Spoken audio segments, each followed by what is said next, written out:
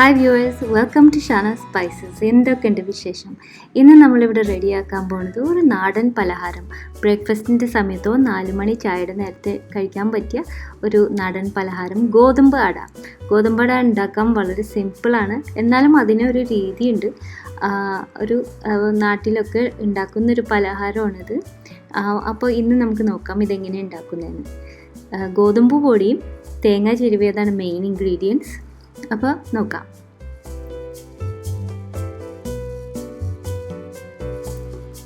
ഇനി ഇതിന് വേണ്ടി എടുക്കുന്നത് 2 കപ്പ് ആട്ടയാണ്.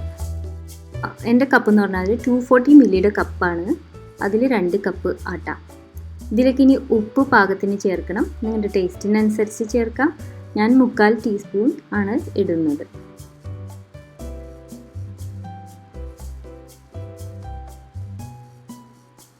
ഒന്ന് മിക്സ് ചെയ്ത് കൊടുക്കാം. ഇനി ഇതിലേക്ക് ചേർക്കാൻ പോകുന്നത് തേങ്ങ ചിരവിയതാണ്. അപ്പോൾ തേങ്ങ ചിരവിയത് കുറച്ച് കൂടുതൽ ചേർത്താലാണ് നല്ല ടേസ്റ്റ്. അപ്പോൾ 2 കപ്പ് ആട്ടയ്ക്ക് ഞാൻ ഇന്ന് ചേർക്കുന്നത് 1.25 കപ്പ് ചിരവിയ തേങ്ങയാണ്. ഇതാണ് മെയിൻ ഇൻഗ്രീഡിയൻസ്. ഇനി ഇതിലേക്ക് പാകത്തിന് വെള്ളം ഒഴിച്ചു കൊടുക്കണം. അപ്പോൾ ഇതൊരു ചപ്പാത്തി മാവ് പോലെ അത്ര ടൈറ്റ് ആവുകയില്ല, എന്നാൽ ദോശമാവിൻ്റെ അത്ര ലൂസും അല്ല. നമുക്ക് കാണാം അതിൻ്റെ ഒരു കൺസിസ്റ്റൻസി. വെള്ളം കുറേശ്ശായിട്ട് ഒഴിച്ചു കൊടുത്താൽ മതി. പച്ചവെള്ളമാണ് ഒഴിക്കുന്നത്.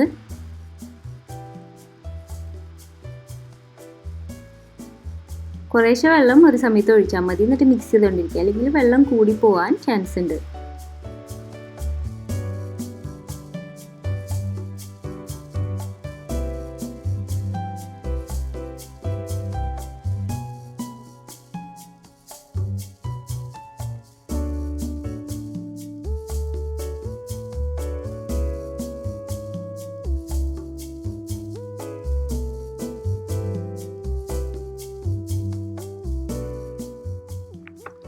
അപ്പോൾ ഏകദേശം റെഡി ആയിട്ടുണ്ട്. ഈ ഒരു പാകമാണ് നമുക്ക് വേണ്ടത്, ഈ ഒരു കൺസിസ്റ്റൻസി.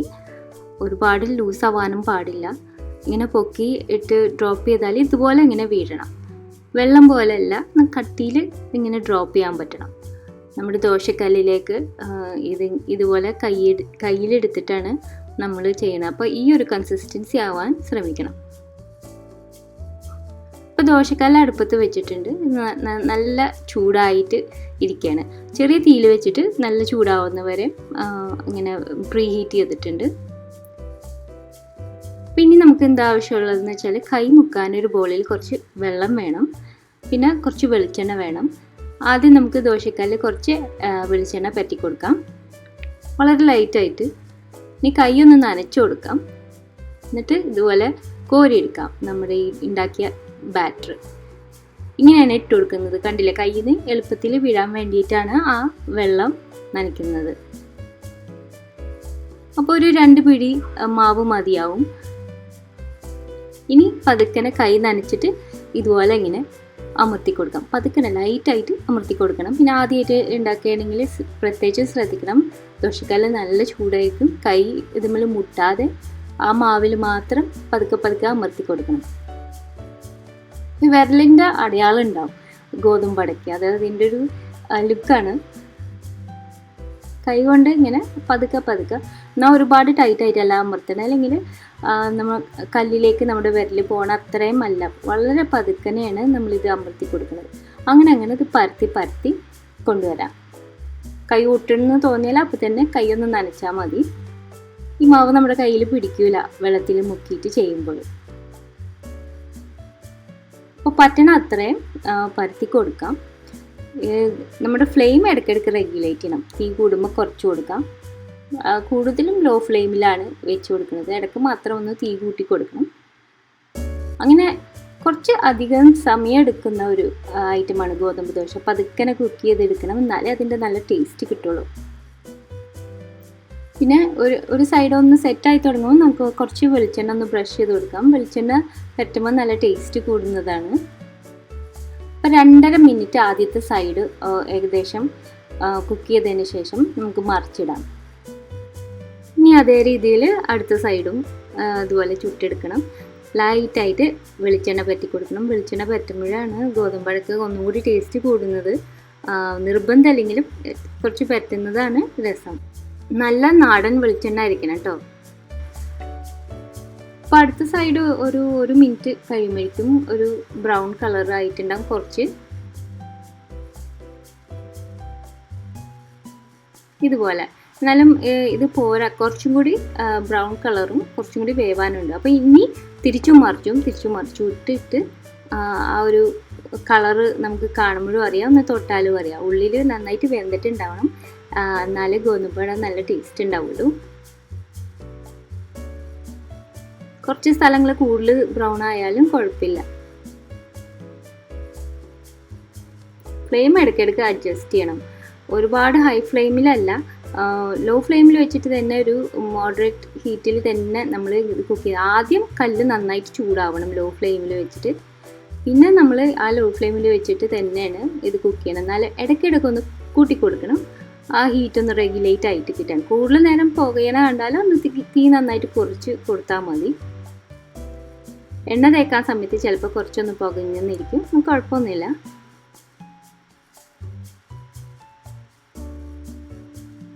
അങ്ങനെ അത് തിരിച്ചും മറിച്ചും കുറച്ച് നേരം കുക്ക് ചെയ്താൽ അത് നല്ല നന്നായി ഇരിക്കും. ഗോതമ്പട നല്ല ടേസ്റ്റ് ആയിരിക്കും. തൊട്ടാൽ അറിയാം അത് വെന്ത് പാകമാകുമ്പോൾ നമുക്കറിയാം. അപ്പോൾ ആദ്യത്തെ ഗോതമ്പട ചുടുമ്പോഴൊന്ന് പൊട്ടിച്ച് നോക്കിയാൽ മതി വേവ് ആയോ എന്നറിയാൻ. അപ്പോൾ അതിൻ്റെ ഒരു പാകം മനസ്സിലാവും. ആദ്യമായിട്ട് ഉണ്ടാക്കുമ്പോൾ ചിലപ്പോൾ വേവ് കുറയാൻ സാധ്യത ഉണ്ട് ഉള്ളിൽ. പക്ഷെ അതിന് കുഴപ്പമൊന്നുമില്ല, കുറച്ച് നേരം കൂടി ദോശക്കല്ലിലിട്ട് പിന്നെയും ചുട്ടെടുത്താൽ മതി, ശരിയായിക്കോളും.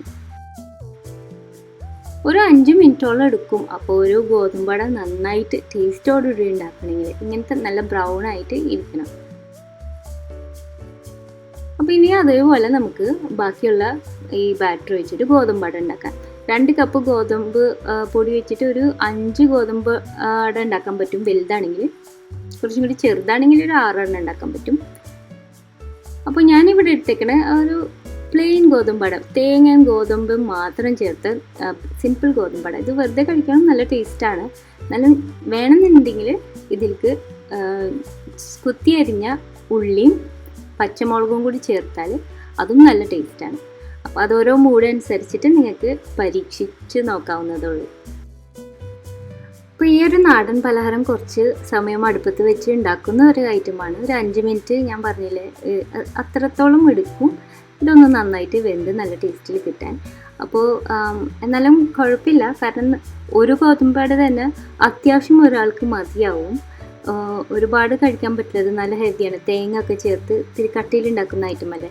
പിന്നെ ഇതുണ്ടാക്കുന്ന അതേ സമയത്ത് വേറെ അടുപ്പിൽ ഇതിന് വല്ല കറി ചേർത്ത് കഴിക്കാൻ ഇഷ്ടമുള്ളവർക്ക് അതും ചെയ്യാം. ഇതിൻ്റെ ഒപ്പം ആ പണിയും നടന്നോളും. അപ്പോൾ ചായയുടെ നേരത്ത് വെറും പ്ലെയിൻ ഗോതമ്പ് അടയും ചായയും കഴിച്ചാൽ നല്ല രസമാണ്.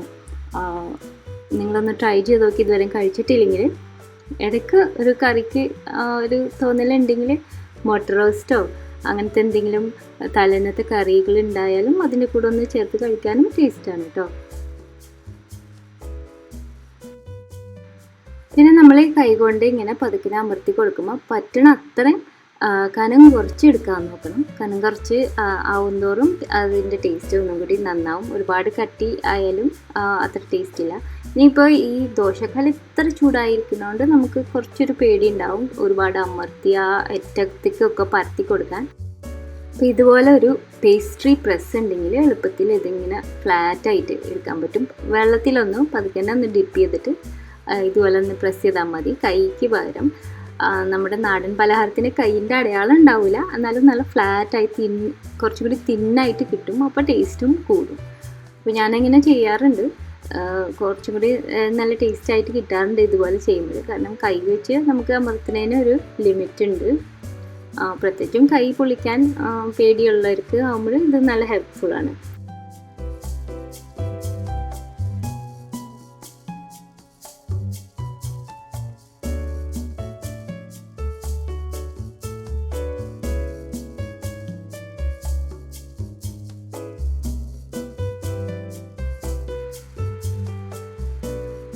എന്നിട്ട് പിന്നെ നേരത്തെ പോലെ തന്നെ ചുട്ടെടുത്താൽ മതി. സമയമൊക്കെ ഏകദേശം സെയിം തന്നെയാണ്. എണ്ണ ലൈറ്റായിട്ട് പറ്റിക്കൊടുക്കാം. അടിയിലത്തെ സൈഡ് നല്ല ബ്രൗൺ ആയി കഴിയുമ്പോൾ മറിച്ചിടാം. അതേപോലെ തന്നെ വേണമെന്നുണ്ടെങ്കിൽ 2 ഗോതമ്പട പ്ലെയിൻ ആയിട്ടും ഉണ്ടാക്കാം. പിന്നെ ഉണ്ടാക്കുന്ന ഗോതമ്പടയിൽ കുറച്ച് ഉള്ളി അരിഞ്ഞതും പച്ചമുളക് കൊത്തി അരിഞ്ഞതും കൂടി ചേർത്ത് ഉണ്ടാക്കി നോക്കാം. അപ്പോൾ നിങ്ങൾക്ക് രണ്ടിൻ്റെ ടേസ്റ്റ് അറിയാൻ പറ്റും, ഏതാണ് ഇഷ്ടമെന്ന് തീരുമാനിക്കാൻ പറ്റും.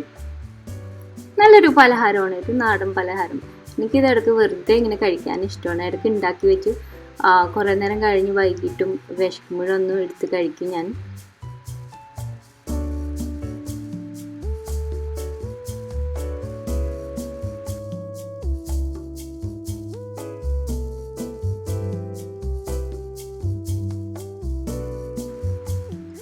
ഇപ്പം മധുരം ഇഷ്ടമുള്ളവരാണെങ്കിൽ കുറച്ച് ശർക്കര ഉരുക്കിയത് തേങ്ങയുടെ കൂടെ ചേർത്ത് കൊടുത്താൽ അങ്ങനെയും ഉണ്ടാക്കാം.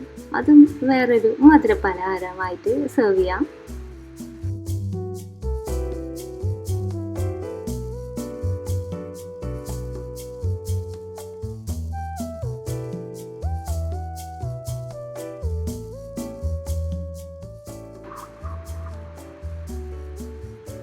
ഇപ്പോൾ ഇവിടെ കണ്ടില്ലേ, പ്രസ് കൊണ്ട് ചെയ്ത ഗോതമ്പടയുടെ സെൻറ്ററൊക്കെ നല്ല കുറേ കൂടി തിന്നായിട്ട് എടുത്തിട്ട് ആ വക്ക് മാത്രം ചിലപ്പോൾ കുറച്ചും കൂടി കട്ടി ഉണ്ടാവും. ആ വക്കിലേക്ക് നമ്മളിങ്ങനെ പ്രസ് ചെയ്ത് കൊണ്ടുവരുന്ന കാരണം.